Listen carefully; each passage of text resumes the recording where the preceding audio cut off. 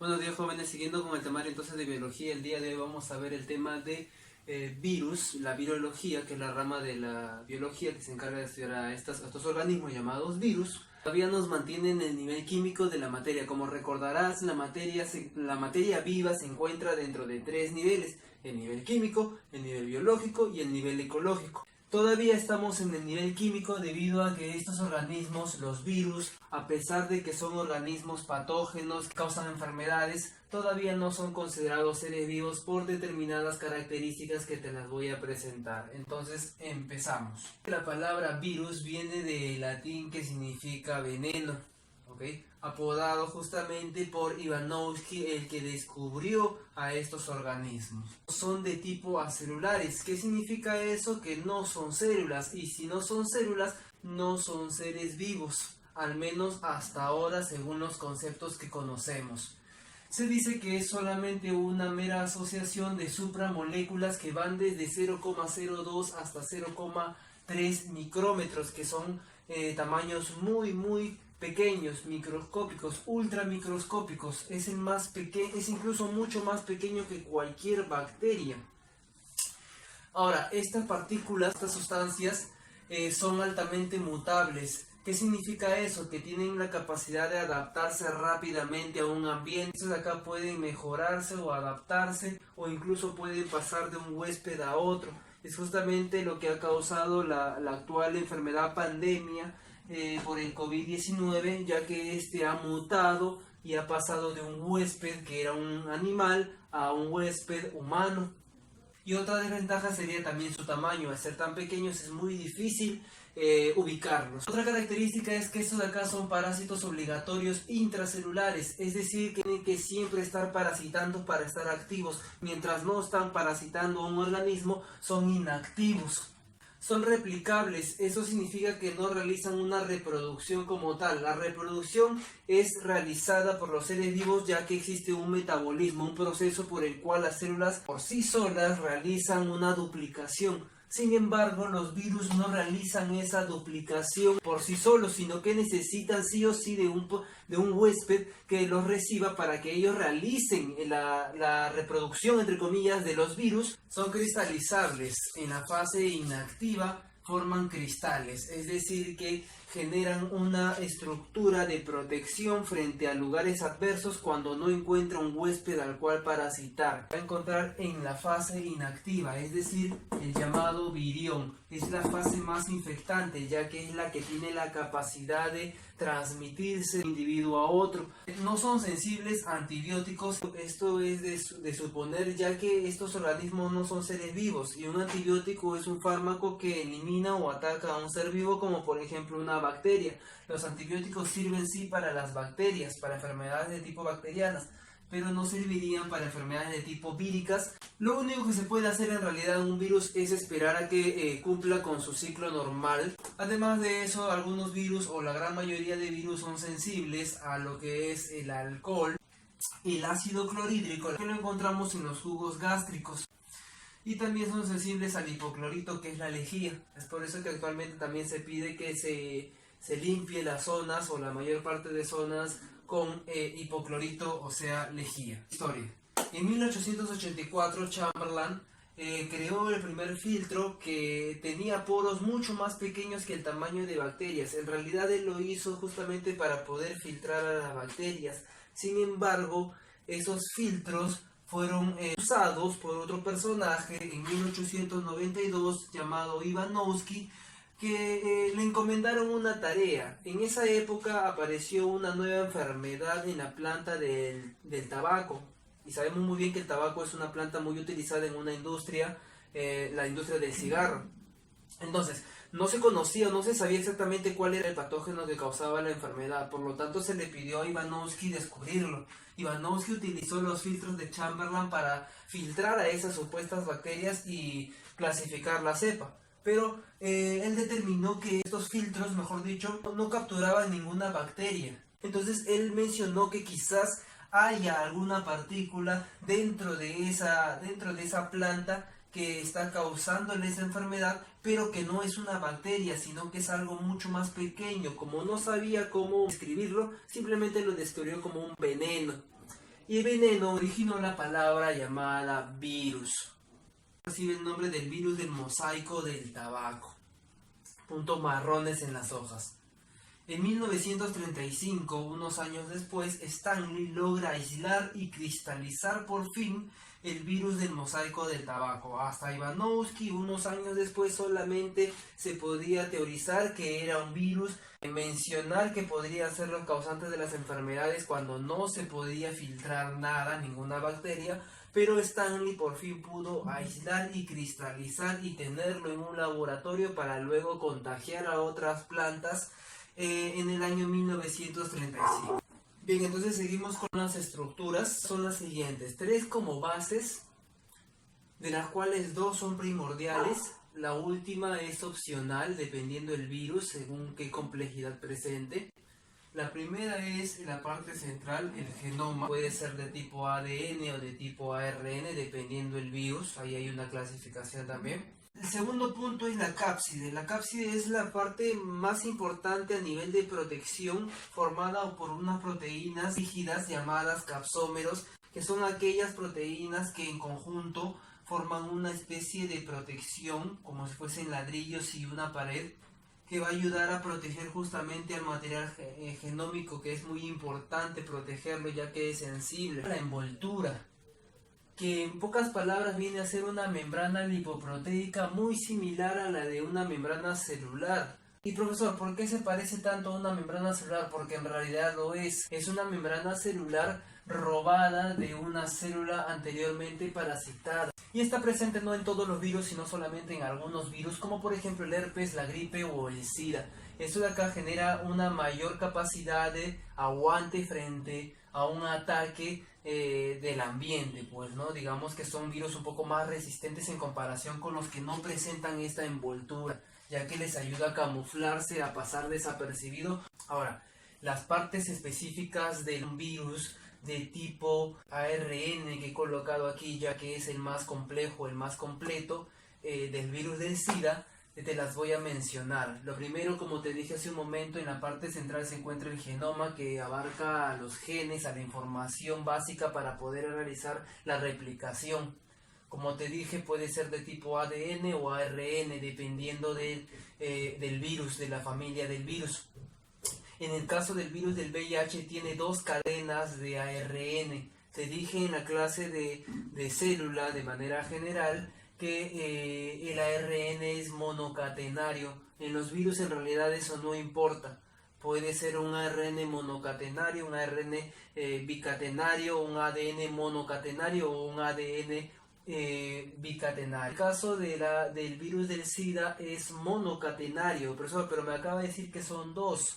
Lo que pasa es que son 2 dímeros de un ARN monocatenario. ¿Está bien? No están juntos, sino que están separados, pero son 2 de todas maneras. ¿Y por qué son 2, profesor? Esto pasa porque el virus del SIDA va a convertir su ARN en ADN y por lo tanto necesita una doble cadena, ya que el ADN de los eucariotas, que son las células que él parasita, son bicatenarios, así que tiene esas 2 cadenas de ARN que posteriormente la va a convertir en ADN eucariótico. ¿Y cómo lo convierte en ADN eucariótico? Eso lo hace mediante una enzima especializada. En el caso del SIDA, la enzima es llamada retrotranscriptasa. Recibe ese nombre por el proceso que realiza, que más adelante te explico. Ahora, este genoma y esta enzima debe estar protegida porque es la base más importante de la replicación de este organismo, así que está protegida mediante lo que conocemos como cápside, que está formada de pequeños ladrillos, proteínas llamadas capsómeros. Y también puede tener otras estructuras como otro tipo de proteínas, lípidos, glúcidos, entre otros, que van a ayudar, digamos, a mantenerlo estable, pues, ¿no?, al virus. Pero además, como te dije, existen algunos virus que tienen la llamada envoltura, que es una membrana de 2 capas lipoproteica robada de una célula anteriormente parasitada, y además de eso tiene los que son los antígenos externos e internos de cada virus, que lo va a identificar y le va a ayudar también a la fijación en la célula que va a parasitar. En el caso del virus, el antígeno interno es de tipo 41 y en el caso del antígeno externo es de 120. Una vez que tenemos claro las estructuras básicas que le van a ayudar a la fijación y además de eso a la clasificación de los virus, vamos a seguir con el punto número 3. Como te dije hace un momento, los virus tienen diferentes estructuras, diferentes genomas, diferentes formas. Por lo tanto, la clasificación también se determina de esa manera, según la simetría, según el huésped al cual parasitan, según el tipo de órgano al cual atacan y según el genoma, pues, ¿no? Según qué tipo de ácido nucleico tiene. Según la simetría tenemos 4 que son muy conocidos. El de tipo poliédrico, como su nombre lo dice, es una forma geométrica, tiene estructuras geométricas como triángulos, hexágonos, entre otros, que forman una especie de bola, pero con paredes triangulares o hexagonales. Aquí tenemos enfermedades como la poliomielitis o el herpes. ¿Está bien? La poliomielitis es una enfermedad de tipo neurológica, es decir, que ataca el sistema nervioso. Existe lo que es la vacuna de la poliomielitis, que se realiza a nivel general en todas las personas nacidas. Cuando hay ausencia de la vacuna de la poliomielitis, sucede lo que es el atrofiamiento del sistema nervioso periférico y por lo tanto existe atrofia de algunas extremidades, sobre todo en las piernas. El herpes es una enfermedad de tipo sexual, genital, que se encuentra en los genitales tanto de varones como de mujeres. Ahora, existe un dato curioso con el herpes. El herpes quizás muchas veces también lo podemos tener en edades que no correspondería. Por ejemplo, quizás en algún momento has tenido escozores o has tenido personas o conocidos que han tenido escozor en la boca y todo el mundo creía que era quizás que la araña venía en la noche si te daba un beso, no te picaba. No es así, quizás pudo haber sido herpes, por lo tanto ha tenido el virus de reproducción de tipo sexual. Acá hay una ETS, una enfermedad de transmisión sexual. Profesor, pero entonces, ¿cómo es posible eso si yo era un niño o una niña de corta edad? Lo que pasa es que quizás algún familiar adulto no ha tenido una buena higiene en las manos, te ha tocado los cachetes o cerca a la boca y por ende te ha contagiado. Además de eso, debes tener un buen cuidado si es que vas a tener algún tipo de relaciones sexuales de todo tipo, ya que la boca tiene un ambiente muy similar a la zona genital y el herpes puede confundirse y empezar a replicarse, pues, ¿no? De manera natural. Ataca sobre todo la parte de la piel. Los virus de tipo espirales, es decir, helicoidales, tenemos al virus del mosaico del tabaco, el primer virus determinado. De tipo mixto o también llamados binarios, presentan de ambos, tanto poliédricos como espirales. Acá tenemos al bacteriófago T2 que parece una especie de nave espacial, el clásico virus que se presentan en las imágenes. El asimétrico o difuso son aquellos virus que en realidad no tienen ninguna forma definida. Acá tenemos por ejemplo la viruela, que visto bajo un microscopio muy potente pareciera solamente una mancha o artefacto, se le llama a nivel técnico, de lo que es la imagen. Pues no, a veces puede tener una rayadura la imagen o quizás una simple mancha o un cristal o algo que está por ahí. La viruela, por ejemplo. Según el tipo de huésped al cual parasitan, tenemos los que parasitan a otros virus más grandes, que son los virófagos. Tenemos algunos que parasitan a bacterias, que son los bacteriófagos. Tenemos algunos que parasitan a los hongos, que son los micófagos. Tenemos a los que parasitan a las plantas, como el BMT, que son los fitófagos. ¿Está bien? Recuerda por favor el término BMT, no quiero que te confundas. No es Villa María del Triunfo, es virus del mosaico del tabaco. Tenemos a los que parasitan animales, que son los zoófagos, ¿saben? Que son la gran mayoría que nosotros conocemos. Para el punto de tropismo se refiere al órgano al cual ataca, generalmente a los animales. Tenemos a los linfotrópicos. El término linfo se refiere al sistema inmunológico, es decir, a los que atacan nuestras células, glóbulos blancos, nuestras células linfocitarias, nuestras células del sistema inmune. Aquí tenemos una enfermedad muy conocida llamada SIDA. De tipo dermotrópico, aquí ataca a la piel. Aquí tenemos, por ejemplo, aquí ya te había mencionado antes, al herpes, al sarampión, entre otros, que causan heridas o pruritos en la piel. Pues no, dependiendo del tipo de contagio, no importa, pero si ataca a la piel es dermotrópico. De tipo neurotrópico se refiere a los que ataca el sistema nervioso, tanto central como periférico. Y también aquí podemos tener a la rabia, que es una enfermedad que se transmite mediante la mordedura, está bien, de algunos animales como cándidos, murciélagos, monos, entre otros, que ataca el sistema nervioso central causando hiperexcitación y agresividad del individuo, pues, ¿no? Genera alucinaciones, entre otros. Es por eso que muchas veces muchos perros que tienen la rabia empiezan a botar espuma en la saliva y son muy agresivos y muerden a cualquiera. ¿Por qué? Porque empieza a generar alucinaciones y agresividad.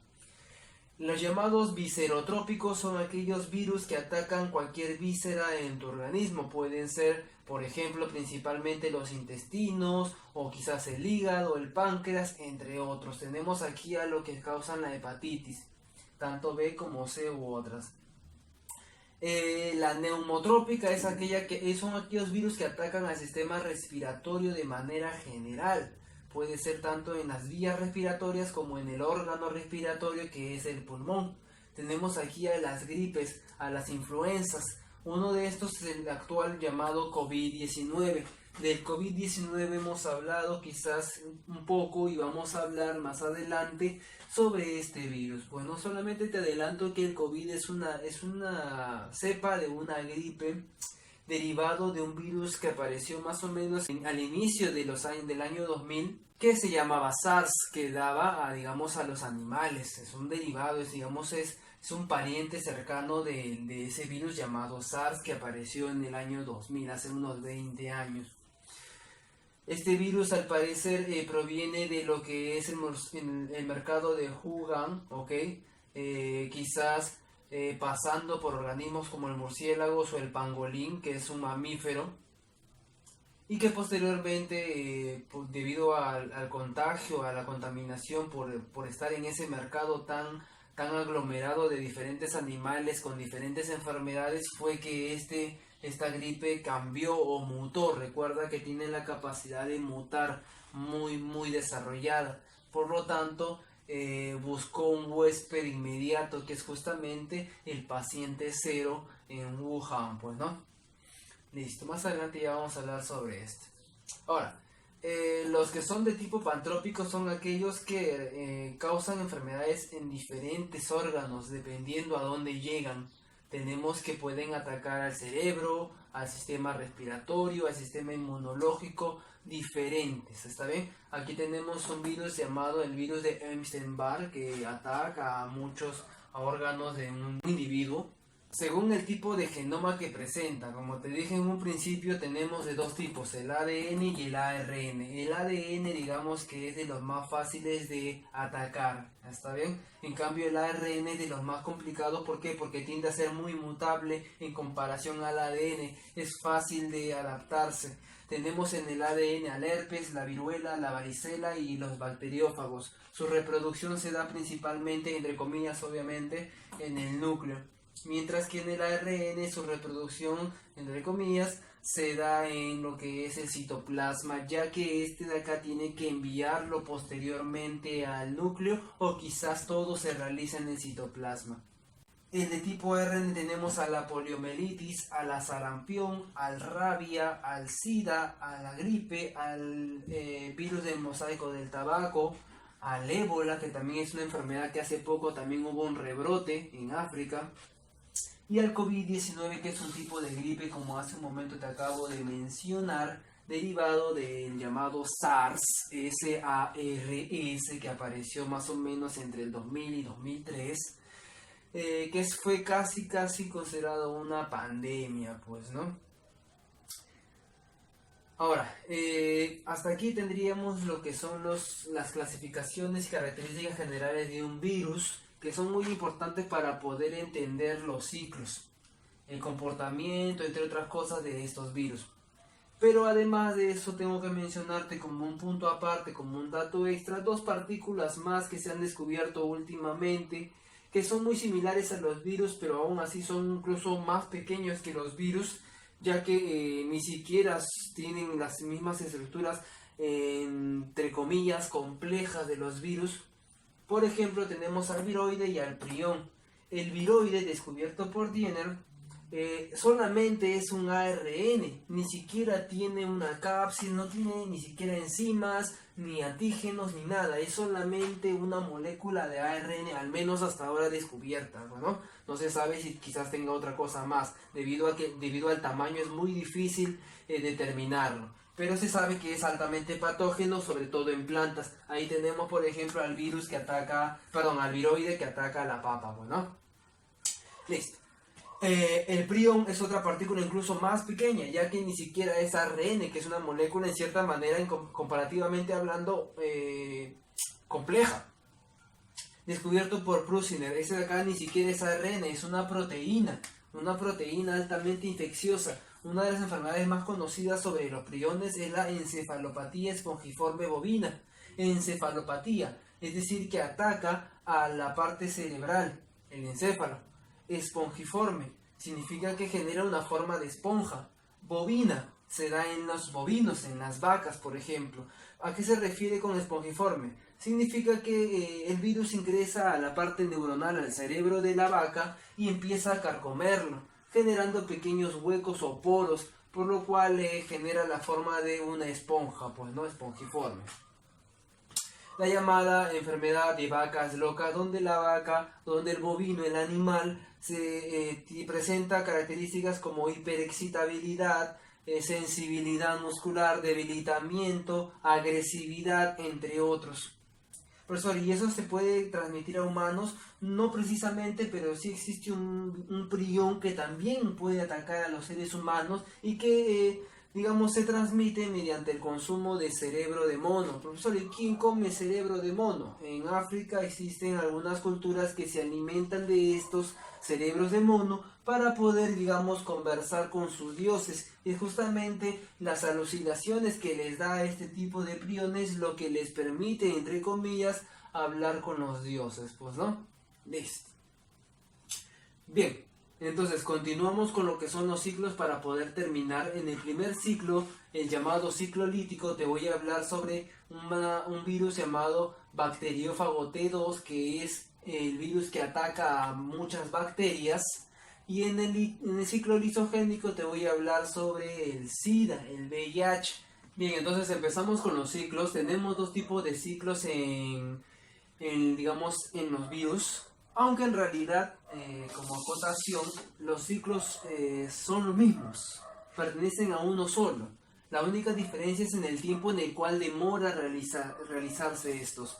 En el ciclo lítico, que se refiere a la lisis que se realiza en las bacterias, es decir, a la ruptura, a la destrucción de estas, se realiza en poco tiempo, unas cuantas horas o quizás un día o unos días, pero nada más. En cambio, en el ciclo lisogénico es un ciclo muy parecido al lítico, en pocas palabras, por no decir el mismo, pero que tiene una parada, un stop en alguna de las fases. Y ese stop puede demorarse días, meses, años, décadas. El ciclo empieza en la fase o en la etapa de suspensión. Se refiere a suspensión con el hecho de que tanto la bacteria o el organismo parasitado como el virus se encuentran suspendidos y no tienen ningún contacto entre sí. El virus tiene su propio material genético y la bacteria tiene su propio material genético y ninguno tiene un contacto con el otro. Luego sigue la fase o la etapa de fijación, donde el virus logra fijarse y conectarse a la pared celular de la bacteria. Se fija gracias a los antígenos, te mencioné hace un momento, gracias a esto se fijan. Una vez que el virus se fija, penetra la pared celular y la membrana celular de la bacteria y va a inyectar. ¿Qué es lo que inyecta? Inyecta su material genético, ya que recuerda que los virus son parásitos que se aprovechan de las bacterias para que ellos hagan, mejor dicho, las bacterias hagan o realicen la función de replicación de estos. A los virus no les gusta trabajar, les gusta que otros hagan su tarea, su trabajo. ¿Quiénes son los que hacen eso? Las células parasitadas. ¿Cómo hacen eso? Inyectándole su ADN o su material genético a estas para que estas cumplan la función de replicación sin siquiera darse cuenta de lo que están haciendo, ya que se confunde con su propio material genético. A esta unión de este material genético se le llama la asimilación, donde el virus o donde el material genético del virus se une al material genético de la bacteria y la bacteria ni cuenta se da. La bacteria sigue su vida normal, por lo tanto va a empezar a sintetizar proteínas propias de ella, pero de paso, sin querer, también va a sintetizar, ahí viene la etapa de síntesis, proteínas y partículas propias del virus y también lo que es su material genética del virus. Luego de eso, una vez que se sintetiza por partes cada una de las estructuras del virus, estas de acá, digamos, como imán o por atracción misma, está bien, por atracción misma enzimática quizás, se atraen entre sí y empiezan a formar el virus. Se llega a la etapa de ensamble, se unen, se forma un virus nuevo por ensamblaje. Ahora, estos virus no se van a querer mantener ahí en la bacteria, van a querer salir para poder parasitar a otras nuevas bacterias y poder realizar la replicación. Así que rompen la pared celular y a la vez dañan a la célula y por lo tanto esta va a morir, realizando el proceso o la etapa llamada lisis. Lisis viene del término romper, destruir y obviamente causando la muerte, pues, ¿no? El ciclo lisogénico, como te dije hace un momento, es el mismo ciclo lítico, solamente que tiene una parada, tiene un stop, en lo que viene a ser la etapa de asimilación. Una vez que se realiza la asimilación, esto de acá se detiene por un buen tiempo, puede ser días, meses, años. Y profesor, ¿qué cosa es lo que activa nuevamente a que realice la síntesis, el ensamblaje y la lisis? En realidad no hay un factor determinado preciso, pero se sabe que cualquier digamos, situación puede activar nuevamente a este ciclo que debería ser como el lítico, pues, ¿no? El virus más conocido de este tipo es el que causa el SIDA. Profesor, ¿y qué es el SIDA? El SIDA es el síndrome de inmunodeficiencia adquirida, por sus siglas, causado por el virus del VIH, el virus de inmunodeficiencia humana, descubierto o descrito en el año 1981 en los poblados de África. Existen muchos mitos sobre el origen de este virus, pero en realidad no hay nada a ciencia cierta. Obviamente sabemos muy bien que es una mutación de un virus de un simio, mas el contagio no se sabe exactamente cómo fue que surgió, simplemente se tienen ideas o hipótesis. Ahora, este tipo de virus es muy similar, como el ejemplo que te puse hace un momento, de las partes de cada uno de los virus, ya que presenta como te dije, dos dímeros de ARN monocatenario.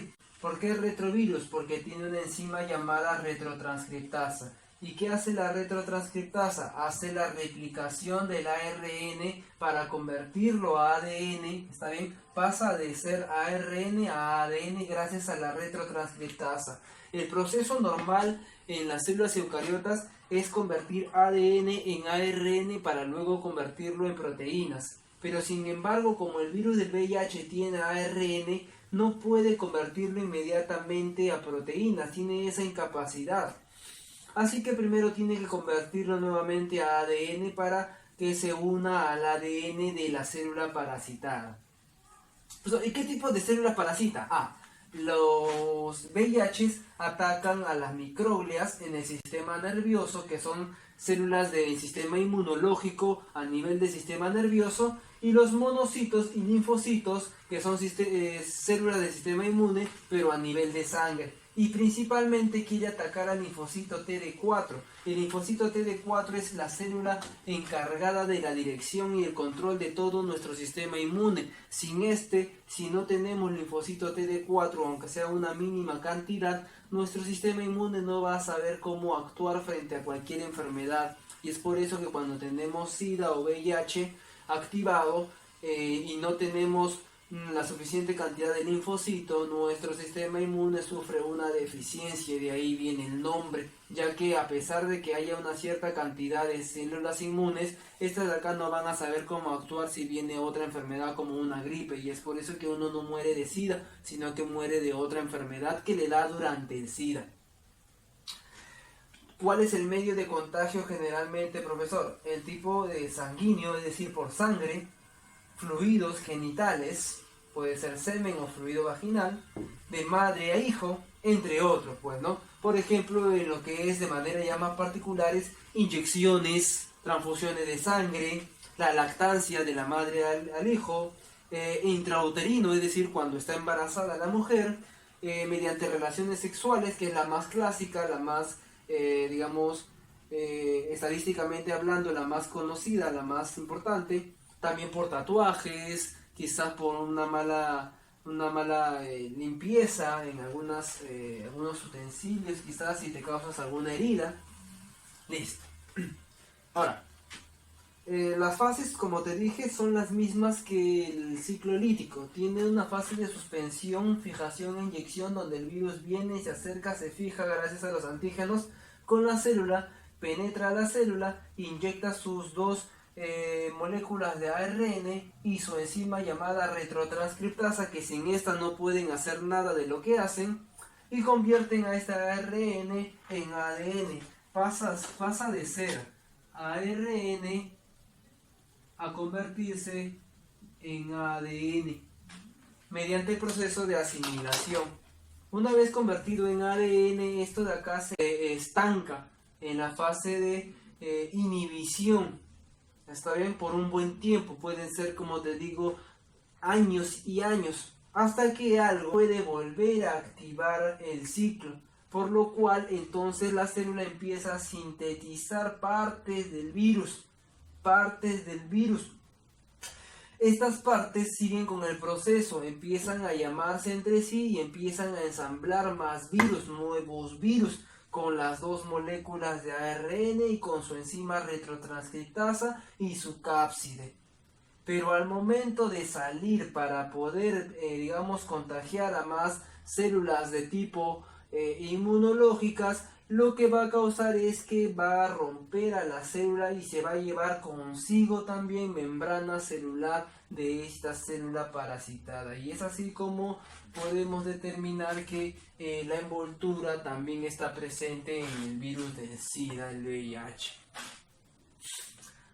Ahora, este tipo de enfermedades puede ser contenidas, sí. Los virus, como te dije en un principio, no son seres vivos, por lo tanto no hay una cura en sí, no hay una manera de eliminarlos. Simplemente se les puede contener su proceso si es que se descubre cómo. Algunos ya existen vacunas, por los cuales se puede detener en la primera barrera, que es la conexión con los antígenos.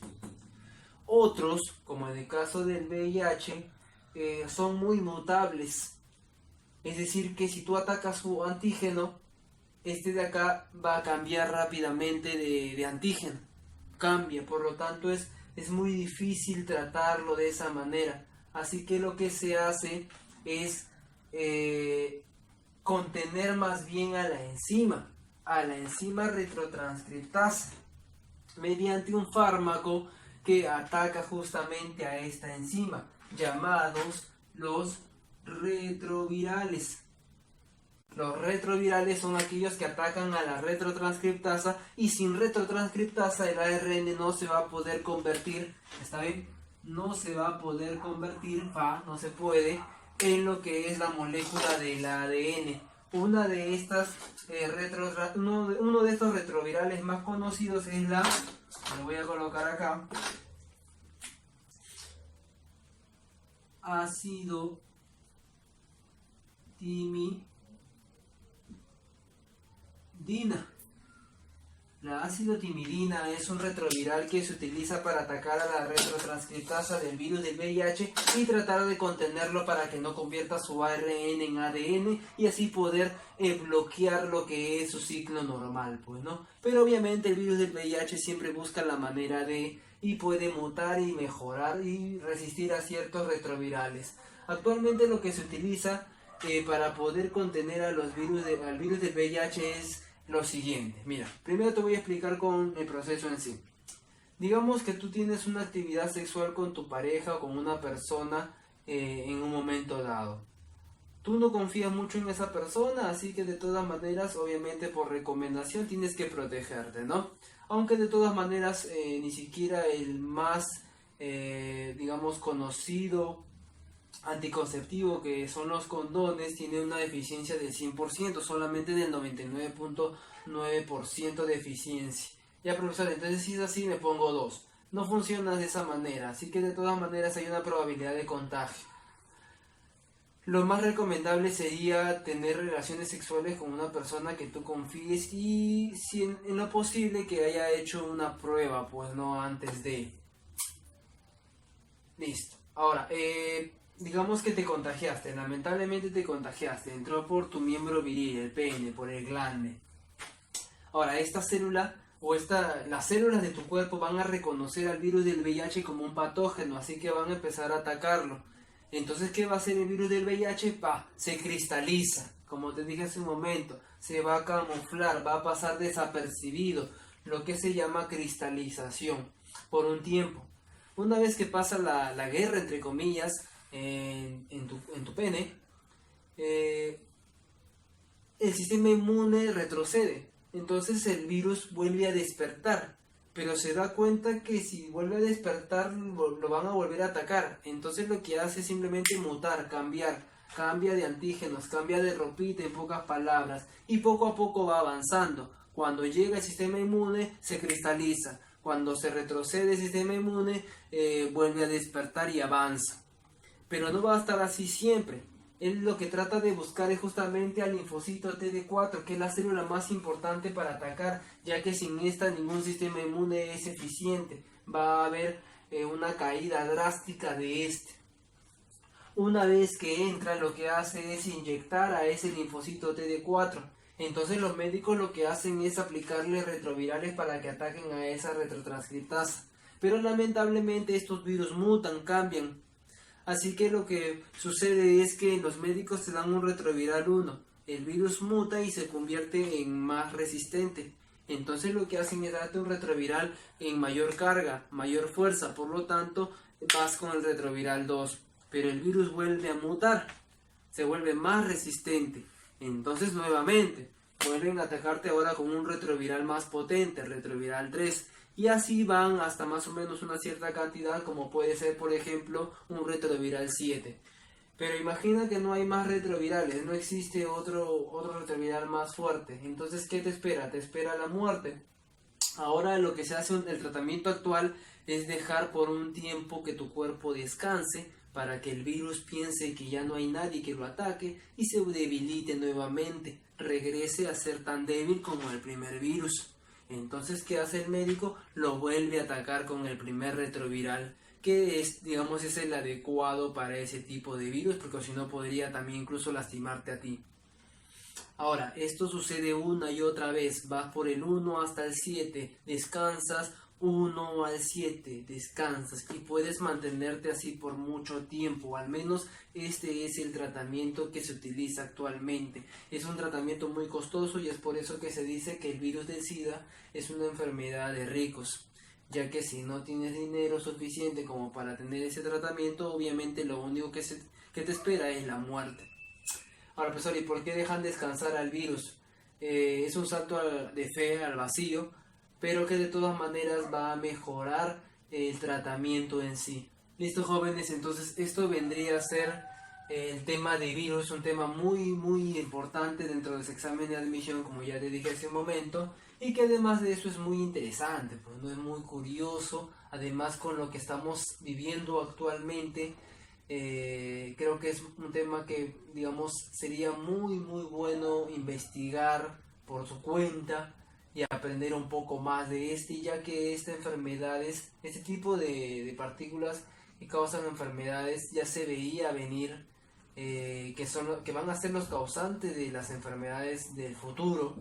Ya estamos empezando con una de ellas y esto obviamente va a ir de mal en peor, pues, ¿no?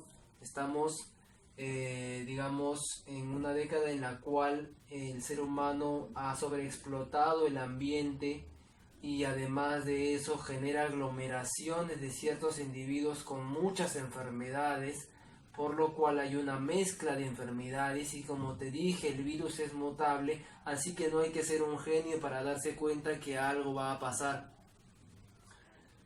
Espero que te des cuenta de eso y repases un poco más sobre este tema e investigues más. Conmigo será hasta una próxima oportunidad.